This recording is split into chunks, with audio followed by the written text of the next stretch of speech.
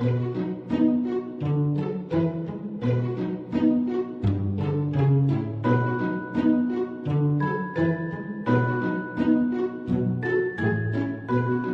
H, like most Malaysians, enjoys his nasi lemak, roti canai and bubble tea. He has had diabetes for the past 3 years. He is unhappy with his high blood sugar level. The doctor prescribed Mr. H diabetes pills and insulin injections. However, a friend told him that diabetes pills and insulin can damage the kidneys. Another friend said rice is bad for diabetes and he should stop eating rice. At times, Mr. H feels frustrated, depressed and stressed. He is worried about his heart and kidney functions if his diabetes is left unmanaged. Who should he listen to now? The doctor or his friends? Mr. H needs someone to guide him on managing his diabetes well. As a heart-focused centre, Institute Jantung Negara has been ahead of the curve in providing diabetes care services to control the risk of heart-related problems among people with diabetes. Mr. H visits the Diabetes Lifestyle Clinic at Institute Jantung Negara. He meets a diabetes educator who is dedicated to improving diabetes care through education and lifestyle interventions. The diabetes educator spends time to explain and help Mr. H understand his condition fully and clear all his doubts. There are 7 essential components in managing diabetes. From eating the right amount of food, taking diabetes medicine correctly, keeping active, monitoring blood sugar at home, feeling good and coping well with diabetes, knowing how to solve low and high blood sugar levels, to reducing the risk of diabetes complications. Now Mr. H is confident in taking care of himself. He realizes managing diabetes can be easy with the support and guidance of his diabetes educator. Mr. H goes home and starts his healthy lifestyle. He takes his medicine and insulin every day. He enjoys his food at the right amounts to keep his blood sugar within normal range. 1 month later, Mr. H follows up with his diabetes educator. He is overjoyed and happy with the improvements in his diabetes management. He thanks the IGN Diabetes Lifestyle Clinic for showing him the right steps to stay well with diabetes. Get to know your heart with Dr. Heart. Are you at risk of heart attack? You are over 35 years old. Your family member had heart attack at young age. You are a smoker. Your BMI 25 or greater, especially if you have excess fat around your waist. You do not practice a healthy lifestyle and exercise. You suffer from high blood pressure and diabetes. You have not been to any health examinations. Register yourself for a heart examination with us at IGN today.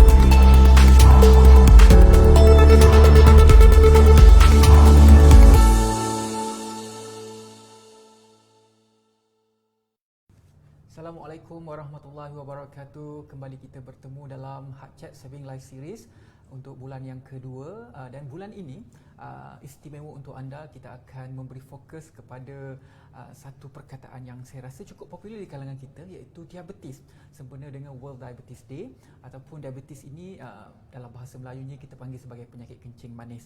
Dan juga apabila kita berbicara mengenai penyakit kencing manis ini, ia akan membawa banyak lagi masalah selepas itu, contohnya sakit jantung, sakit mata dan macam-macam lagi.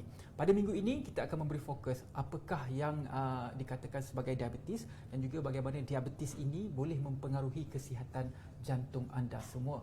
Dan pada minggu ini bersama saya, panelnya adalah seorang pakar kardiologi daripada Institut Jantung Negara, iaitu Datuk Dr. Azmi bin Muhammad Ghazi, akan memberikan gambaran kepada anda apakah yang dikatakan sebagai diabetes, bagaimanakah kita boleh mengelakkan diri daripada terkena diabetes, dan juga apabila terkena diabetes, apakah risiko ataupun kebarangkalian untuk kita terkena penyakit jantung. Jadi bersama saya, Datuk, apa khabar? Baik, Alhamdulillah. ya. Jadi Datuk, kita tak buang masa lah. Kita ada setengah jam pada hari ini untuk memberi gambaran apakah yang dikatakan sebagai penyakit kencing manis dan kaitannya dengan penyakit jantung.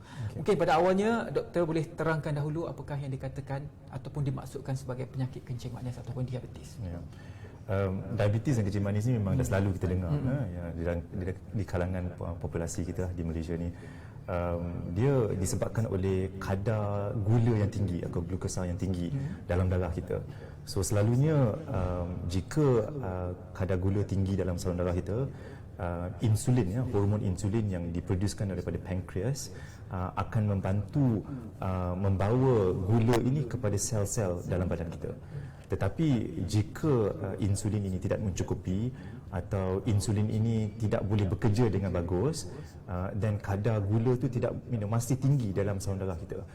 Dan jika kandungan darah dalam gula tinggi itu, dia akan pergi ke otak, kepada buah pinggang, kepada jantung, dan ini yang boleh menyebabkan masalah lah. So selalunya kami ada definasi, apakah tahap gula yang tinggi, ya. So kalau boleh kita tunjukkan kepada audience kita tahap-tahap gula yang ada di sini. So selalunya kita boleh tengok pesakit itu jika dia ada tahap gula yang tinggi, seperti lebih daripada 7, yang itu pesakit itu ada kencing manis. Ada juga kami ada definisi jika kadar gula yang tinggi dalam masa 2 atau 3 bulan, itu pun boleh menyebabkan masalah kencing manis juga. Seperti HbA1c, itu adalah purata gula dalam masa 2 atau 3 bulan. Ya. Jadi kalau nak cek kandungan gula itu, biasanya menggunakan satu device yang sangat simple. Ya, betul. Itu apa yang saya pernah lalui. Ya. Adakah itu merupakan satu gambaran tepat ataupun nilai tepat terhadap gula dalam badan? Selalunya kalau nak cek kadar gula yang daripada prick, pin prick tu tidak baguslah. Yang sepatutnya yang paling bagus adalah ambil ujian darah yang sebenarnya, normal blood test. Daripada situ kami boleh melihat random gula jika pesakit itu sudah makan, atau kami boleh tengok fasting, puasa gula, atau juga kami boleh melihat jika ada masalah dalam 2-3 bulan. So we can see, kami boleh tengok purata gula tu dalam masa 2-3 bulan, so macam mana. So kiranya because ada setengah pesakit tu dia mungkin dalam masa sebulan tu dia jaga betul-betul gula dia, so fasting glucose dia akan rendah, tetapi kami boleh tengok daripada HbA1c tu apa purata dia dalam 2-3 bulan lah kiranya. Jadi apakah faktor yang membawa seseorang itu mengidap penyakit diabetes? Kadang-kadang kita ni tak tahu, kita sihat, tapi tiba-tiba ada penyakit kencing manis. Tapi mungkin ada setengah orang itu sudah mempunyai tanda. Jadi bagaimana faktor dan juga tanda itu yang kita nak kenal pasti, doktor? Selalunya in terms of faktor-faktor, untuk pesakit yang mendapat kencing manis adalah seperti kegemukan. So di Malaysia ini memang kita ada ramai pesakit-pesakit, populasi kita di Malaysia yang menghadapi masalah kegemukan. So statistik yang menunjukkan di Malaysia adults, in terms of pesakit dewasa atau rakyat dewasa, 1 antara 2 rakyat kita adalah didefinisikan dalam obesiti atau kegemukan lah, tahap kegemukan. Dan ini adalah paling penting juga kerana kita Malaysia ni adalah, rakyat di Malaysia ni adalah paling gemuk di antara semua negara-negara di Asia Tenggara. Okey, nombor 2 adalah aktiviti. Okey, so risikonya adalah aktiviti.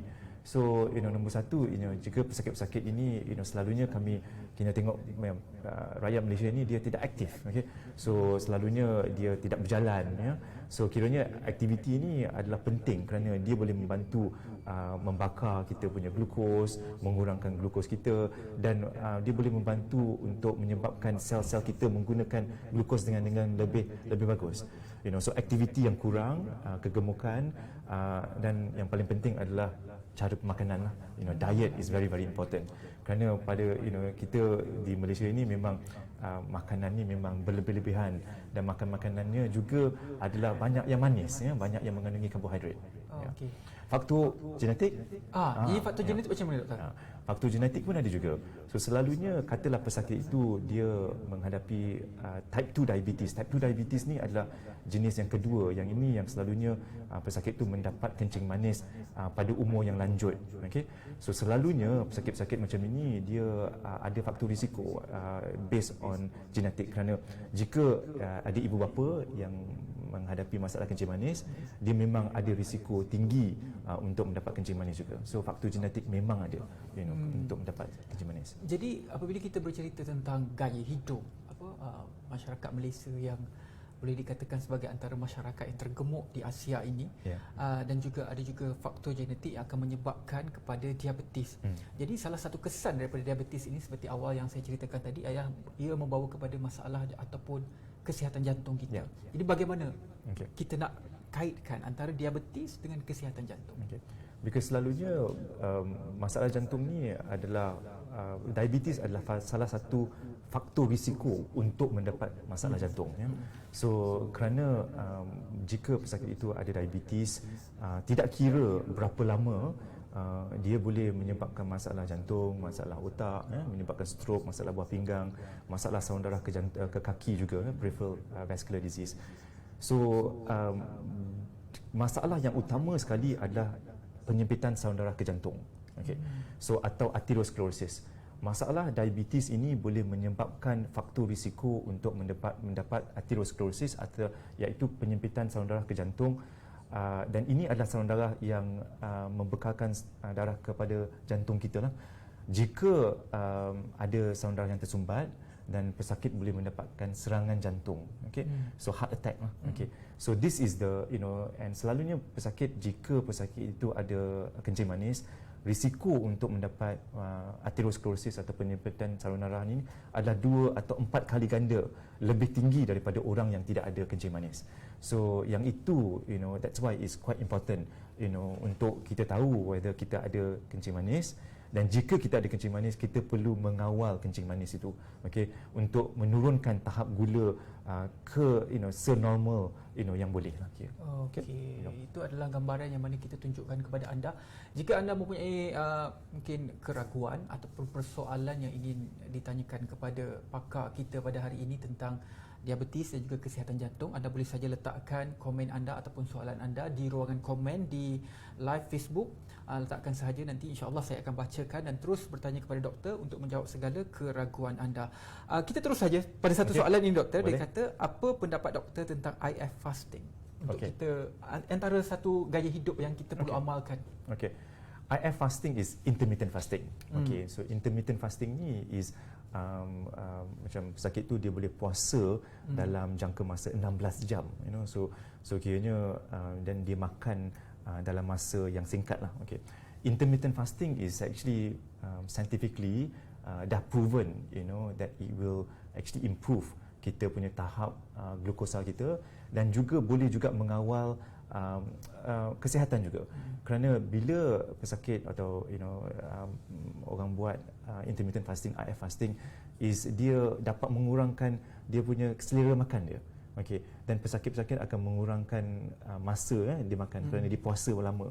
Tetapi kerana jika dia dah puasa 16 jam dan yang 8 jam lagi tu memang dia makan untuk sikit sahaja, dan kuantiti makan. Memang ada research yang menunjukkan intermittent fasting is very good in terms of mengawal kadar glukos kita, dengan juga mengawal berat badan pesakit-pesakit juga. Itu soalan yang ditanyakan oleh Razif Tajuddin. Terima kasih banyak-banyak Razif. Kita teruskan dengan perbincangan kita mengenai diabetes dan juga masalah jantung ini. Dari segi rawatan, adakah apabila seseorang itu terkena diabetes dan dia bawa kepada masalah jantung, rawatan itu dipisahkan ataupun rawatan itu disekalikan? Selalunya yang paling penting adalah diagnosis. Diagnosis kencing manis itu adalah paling penting. Kerana setiap pesakit yang menghidap masalah jantung, salah satu faktor risikonya adalah kencing manis, diabetes. So semua pesakit yang menghadapi masalah jantung, kami akan screen untuk jika mereka ada masalah kencing manis. Rawatan untuk kencing manis dan jantung ni selalunya dibuat sama rata, kami akan buat sekali. So selalunya pesakit yang sudah ada masalah penyempitan saluran darah ke jantung, mereka memerlukan ubat cair darah. Mereka memerlukan ubat kolesterol untuk menurunkan tahap kolesterol. Dan sama juga kami akan membantu mengurangkan atau membantu kencing manis juga. So rawatan tu memang akan dibuat sekali lah, and rawatan ini boleh juga dikawal oleh pesakit-pesakit doktor-doktor pakar kardiologi. Tak semestinya semua pesakit yang kencing manis ni perlu menjumpai pakar kencing manis, kerana kencing manis ni is very common. So semua selalunya banyak-banyak doktor boleh membantu mengurangkan atau memulakan ubat kencing manis. Jadi apabila seseorang itu telah pun dirawat untuk menyelesaikan masalah kencing manis dalam masa yang sama untuk menyelesaikan masalah jantung, apakah peratus untuk seorang pesakit itu sembuh sepenuhnya, atau adakah memang sakit itu akan dibawa, orang kata secara mudahnya, sehingga mati? Selalunya jika arteriosklerosis ni penyempitan saluran darah ke jantung, penyempitan tu akan berlaku sampai bila-bila. Tetapi jika pesakit itu menghadapi rawatan, so seperti angioplasti atau balun dengan stent yang kami buka saluran darah yang tersumbat, so yang itu boleh melawaskan saluran darah yang tersumbat. Tetapi jika pesakit itu masih ada kencing manis yang tidak dijaga dan saluran darah yang sudah dibukakan boleh tersumbat balik. So kiranya jika pesakit mendapat rawatan yang sepenuhnya, memang dia boleh dirawati, tetapi kencing manis tu masih perlu dikawal juga. Kerana dia boleh berlaku lagi.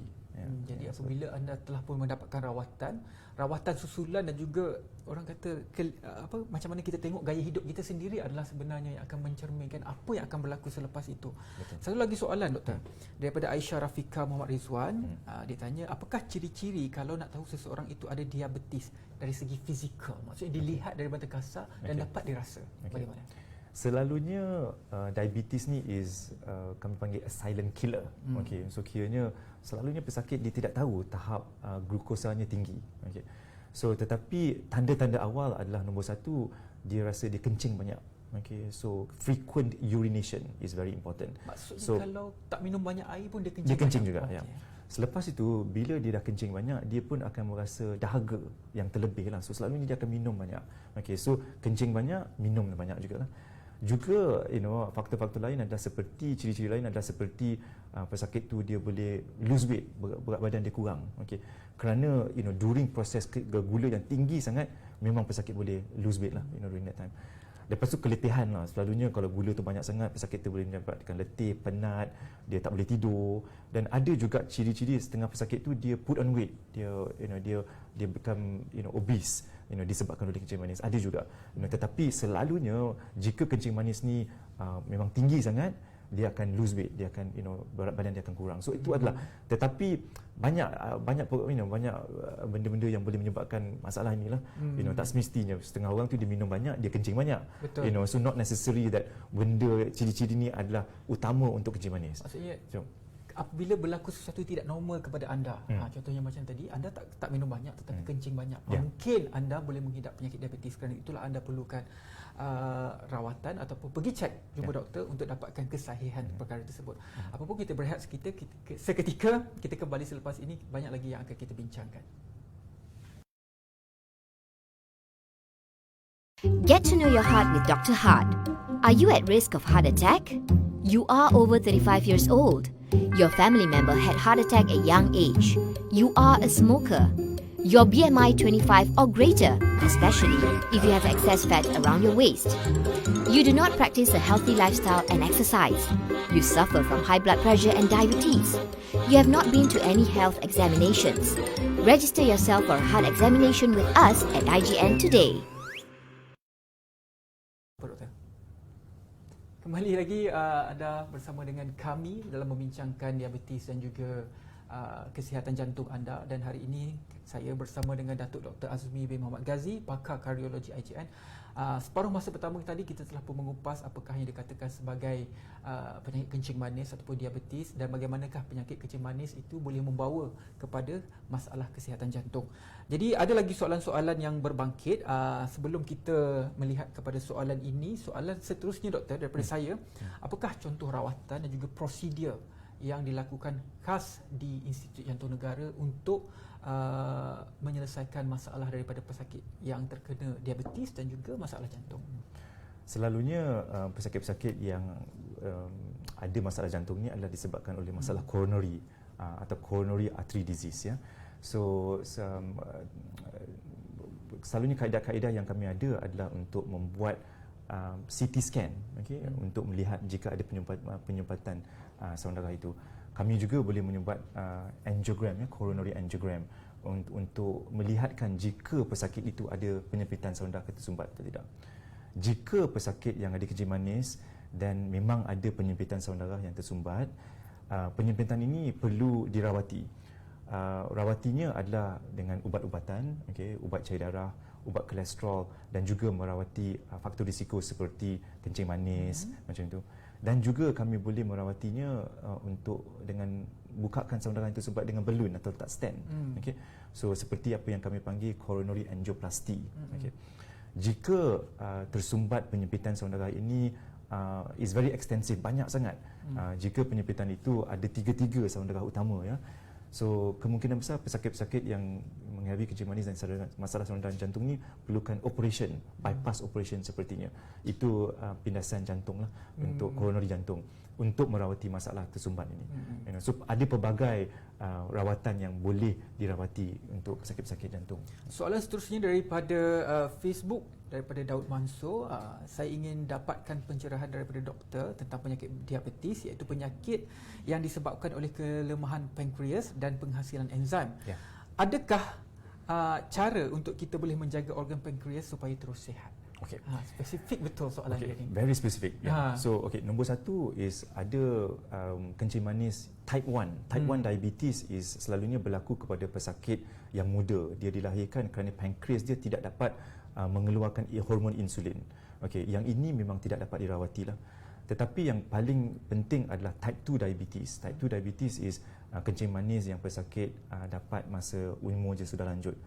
Selalunya dia disebabkan oleh badan kita dah selalu bergantung dengan tahap gula yang tinggi. So pankreas tu perlu mengeluarkan insulin yang banyak daripada pankreas. Dia kena bekerja dengan lebih. Itu and then disebabkan oleh itu insulin itu sudah lama dia tidak dapat diproducekan. So untuk merawati pesakit-pesakit ini kita kena kurangkan gula. So kita kurangkan kadar karbohidrat, makan karbohidrat kita, atau exercise, atau mengurangkan berat badan. Bila cerita pasal gula ni, kebanyakan orang akan tahu gula is literally gula lah, yang macam kita makan tu, warna putih tu. Sumber lain seperti gula. Sebab biasanya orang kata, aku dah kurangkan gula, dah kurangkan gula dalam air, tetapi still lagi ambil nasi yang banyak ataupun buah yang manis yang banyak. Jadi gula yang bagaimana sebenarnya yang perlu kita kurangkan? Selalunya gula ni yang kita kena kurangkan adalah semua kombinasi gula atau pecahan yang boleh menyebabkan gula. So seperti karbohidrat, semua karbohidrat, nasi putih, nasi brown rice, atau roti, atau buah-buahan yang manis. Buah-buahan memang mengandungi gula yang bagus. Ia daripada natural, daripada buah-buahan, tetapi ia masih gula juga. So ini semua adalah perlu dikurangkan. So pesakit-pesakit yang jika mereka ada kencing manis, memang kami doktor akan bercakap kena kurangkan gula, kena kurangkan nasi, dan kena kurangkan juga jus, minuman-minuman yang manis lah. Secara ringkas, kalau anda rasa manis di lidah anda, itu adalah sebenarnya gula. Betul. Jadi kena sentiasa aware dengan apa yang kita makan. Jadi kalau pilih buah, pada saya pilih buah yang kurangnya rasa manis macam jamu batu, jamu lebih kurang batu, macam tu ya, lah. ya. So kiranya mangga adalah manis, rambutan manis, ya. So kena cuba pilih buah-buahan yang kurang manis sikit. Kita kena adapt, kita kena tukar cara hidup kita untuk bukannya tidak boleh makan buah-buahan, boleh, tetapi kena cari benda-benda yang kurang manis. Ya, kurang manis di lidah anda. Betul. Soalan seterusnya, Doktor. Assalamualaikum Datuk. Berapa kerap pesakit perlu lakukan senaman dalam seminggu bagi mengelakkan serangan jantung? Okey. Selalunya kajian dah menunjukkan jika pesakit itu hendak menurunkan faktor risiko untuk mendapat serangan jantung atau kencing manis, kita perlukan buat senaman aerobik lah. So kita kena berlari, atau pesakit itu perlu berjogging, berbasikal atau berenang for example, ya. Dianggarkan aktiviti itu perlu at least 30 atau 45 minit, sekali session. Selalunya apa yang kami anggarkan adalah 3 atau 4 kali seminggu. Dan selalunya aktiviti-aktiviti ini kena ada target. Kita tak boleh buat satu hari, lepas tu minggu depan kami tak buat, the next week buat. Selalunya pesakit atau untuk mengurangkan risiko, kita kena ada target kita untuk buat 3 kali seminggu, tiap-tiap minggu. So you cannot just do intermittently, macam buat sekejap lepas tu tak buat. So itu adalah cara. So selalunya aktiviti-aktiviti ini adalah penting lah untuk mengurangkan risiko. Konsisten, yang penting Konsisten, betul, konsisten, yes. Disiplin dan juga konsisten. Betul, ya. Soalan seterusnya daripada Aaron. Saya pesakit diabetes, dah buat 2 bypass 2 tahun lepas. Dah guna insulin. Kenapa gula saya masih tinggi? Selalunya jika pesakit itu masih guna insulin, gulanya tinggi, itu menunjukkan kemungkinan besar nombor 1, cara pemakanan dia banyak sangat mengandungi banyak gula atau karbohidrat, atau nombor 2, dosage insulin itu tidak cukup. So selalunya dosage of insulin tu, berapa banyak injection yang kita bagi untuk insulin tu terpulang kepada pesakit sendiri, individual. So semua individual berlainan. So tak semestinya satu pesakit tu dosage dia 16 unit. So kemungkinan besar ada setengah pesakit perlukan dosage of 30 unit. So apa yang kami syorkan kepada pesakit adalah monitor the sugar. Selepas tu jika gula itu tinggi, dia akan tambahkan dosage insulin itu sedikit-sedikit untuk dapat mengawal tahap gula yang normal. Bercerita tentang gula, soalan seterusnya ini daripada Nur Halim bin Kasim. Katanya, how to handle sudden hypoglucose bila kawal gula rasa nak pitam? So hypoglucose ni adalah tahap gula yang rendah, ya. So selalunya ia adalah it's common jika pesakit itu ambil insulin atau dia ambil ada setengah-setengah ubat yang boleh menurunkan tahap gula lah. Tetapi ada juga pesakit, for example dia muda, dia exercise banyak atau dia tidak makan consistently. So yang itu pun boleh menyebabkan masalah gula yang rendah, hypoglycemia. Untuk pesakit-pesakit yang macam ini, dia boleh dia sepatutnya makan consistently. So macam sarapan pagi kena makan, makan tengah hari kena makan, dengan makan malam kena makan. So dia tidak boleh membuat macam intermittent fasting lah, because jika dia buat intermittent fasting dan dia tahap gula dia akan rendah. Memang ada setengah pesakit memang boleh menyebabkan tahap gulanya rendah. Okey. Lagi satu soalan ini, penyakit jantung adalah penyakit pembunuh utama di Malaysia dan di dunia. Terapi stem cells dikatakan mampu menolong penyakit jantung. Betul ataupun tidak, doktor? Stem cell ni masih lagi dalam tahap investigation. So dia belum lagi proven untuk membantu pesakit-pesakit yang jantung lemah. Atau pesakit-pesakit yang menyebabkan masalah jantung atau kencing manis lah kira. Okey, doktor, kita sambung seterusnya. Kalau dah lalu rawatan telah pun dilakukan, jadi doktor pun telah cakap tadi survivability itu bergantung kepada rawatan ataupun gaya hidup pesakit tersebut. Pengalaman doktor dalam merawat kes-kes penyakit diabetes yang terkait dengan pesakit jantung ini, apa pengalaman dan cerita-cerita menarik yang datuk boleh kongsikan? Pengalaman saya ada satu pesakit yang menghadapi, dia umur 30 lebih, dia menghadapi masalah kencing manis yang dah lama. Selepas itu dia mendapat masalah jantung yang lemah, Yang jantung yang lemah dia tidak dapat dikawal dengan ubat-ubatan atau dengan pacemaker atau bateri lah. Selepas itu pesakit itu dia mendapat heart transplant, pemindahan jantung.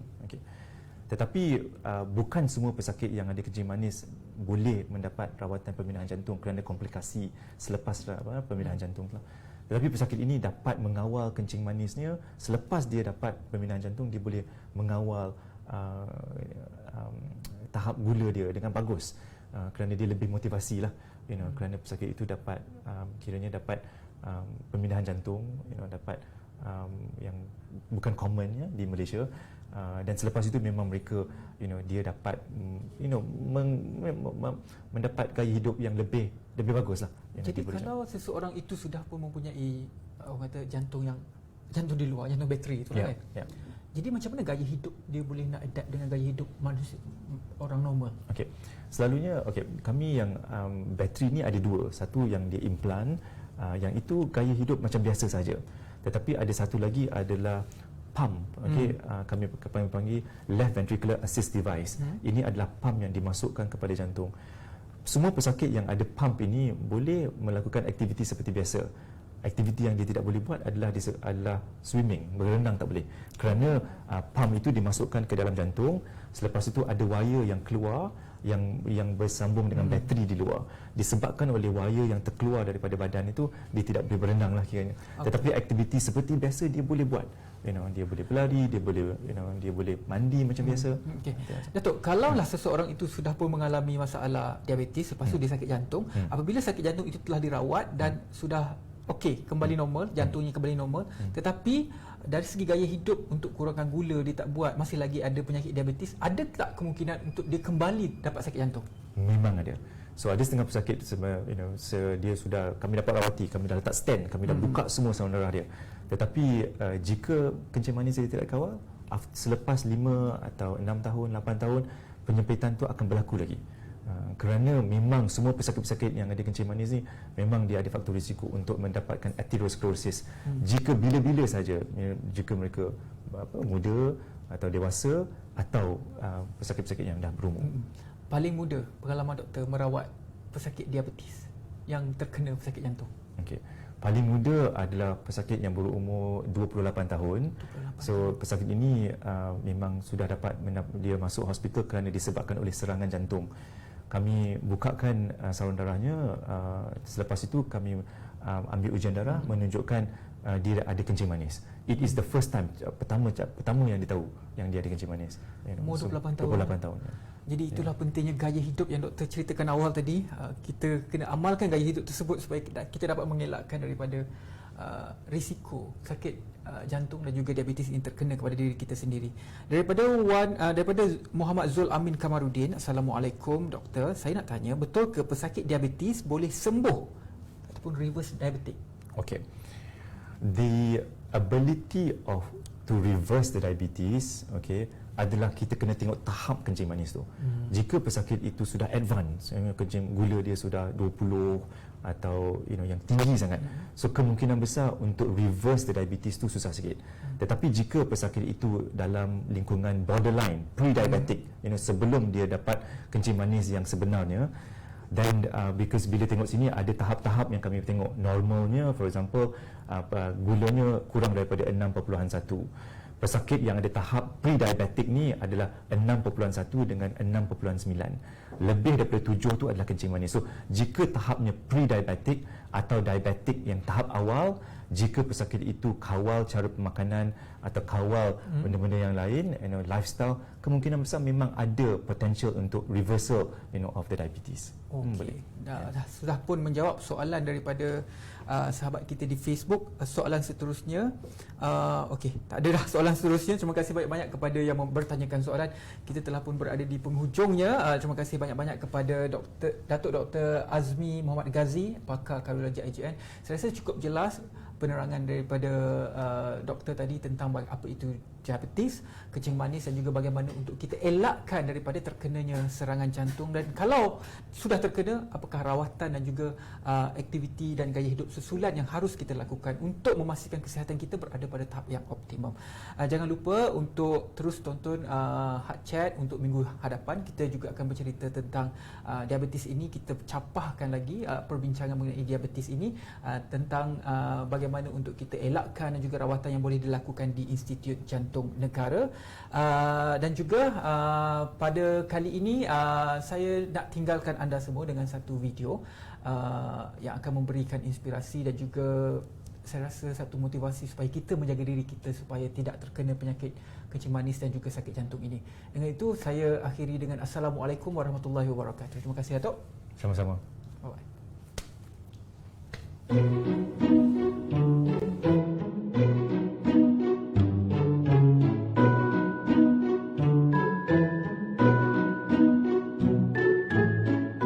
Mr. H, like most Malaysians, enjoys his nasi lemak, roti canai, and bubble tea. He has had diabetes for the past 3 years. He is unhappy with his high blood sugar level.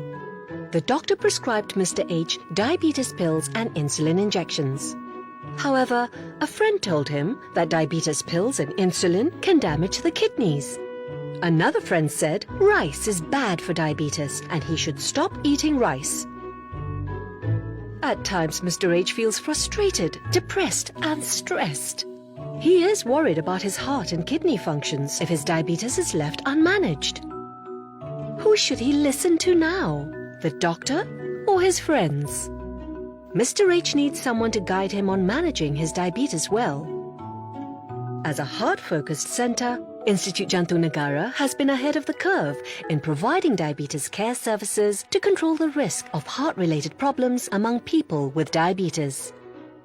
Mr. H visits the Diabetes Lifestyle Clinic at Institute Jantung Negara. He meets a diabetes educator who is dedicated to improving diabetes care through education and lifestyle interventions. The diabetes educator spends time to explain and help Mr. H understand his condition fully and clear all his doubts. There are 7 essential components in managing diabetes. From eating the right amount of food, taking diabetes medicine correctly, keeping active, monitoring blood sugar at home, feeling good and coping well with diabetes, knowing how to solve low and high blood sugar levels, to reducing the risk of diabetes complications. Now Mr. H is confident in taking care of himself. He realizes managing diabetes can be easy with the support and guidance of his diabetes educator. Mr. H goes home and starts his healthy lifestyle. He takes his medicine and insulin every day. He enjoys his food at the right amounts to keep his blood sugar within normal range. 1 month later, Mr. H follows up with his diabetes educator. He is overjoyed and happy with the improvements in his diabetes management. He thanks the IGN Diabetes Lifestyle Clinic for showing him the right steps to stay well with diabetes.